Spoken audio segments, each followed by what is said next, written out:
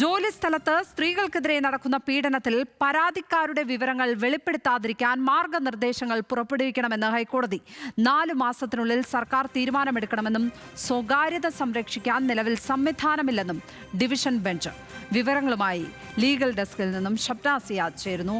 ഷപ്ന, ഏത് സാഹചര്യത്തിലാണ് ഇപ്പോൾ ഹൈക്കോടതി ഈ പരാമർശങ്ങൾ നടത്തിയിരിക്കുന്നത്?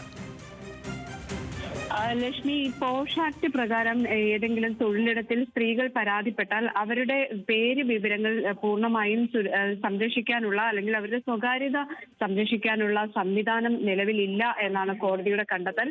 ഒരു ജില്ലാ ടൂറിസം ഓഫീസിലെ ഒരു മുൻ ഡെപ്യൂട്ടി ഡയറക്ടർ തന്റെ വനിതാ സഹപ്രവർത്തകയെ പീഡിപ്പിച്ചതുമായി ബന്ധപ്പെട്ട കേസ് പരിഗണിക്കുമ്പോഴാണ് കോടതി ഇത്തരത്തിലൊരു പരാമർശം നടത്തിയത്.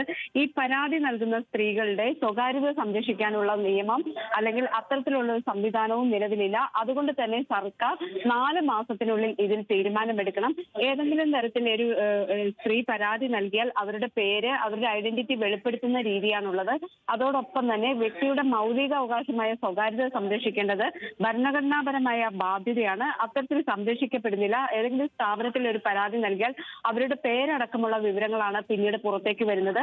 അത്തരം പരാതികൾ ഈ സ്വകാര്യത സംരക്ഷിക്കുന്നവ ആയിരിക്കണം. അതിന് സർക്കാരിന് എന്താണ് ചെയ്യാൻ സാധിക്കുന്നത് എന്ന് അറിയിക്കാനാണ്, അല്ലെങ്കിൽ അത്തരത്തിൽ നടപടിയെടുക്കാനാണ് കോടതി പറഞ്ഞിട്ടുള്ളത്. അതോടൊപ്പം തന്നെ ഈ ICC, അതായത് ഇന്റേണൽ കംപ്ലൈന്റ് കമ്മിറ്റിക്ക് പരാതി നൽകുമ്പോൾ ഈ ICC പരാതിപ്പെടുന്നവരെ അപകീർത്തിപ്പെടുത്തുന്ന രീതിയിൽ പ്രവർത്തിക്കരുത്. അവരുടെ സ്വകാര്യത സംരക്ഷിക്കുന്ന രീതിയിൽ ICCയും പ്രവർത്തിക്കണം എന്നാണ് കോടതി ഇപ്പോൾ നിർദ്ദേശം നൽകിയിട്ടുള്ളത്.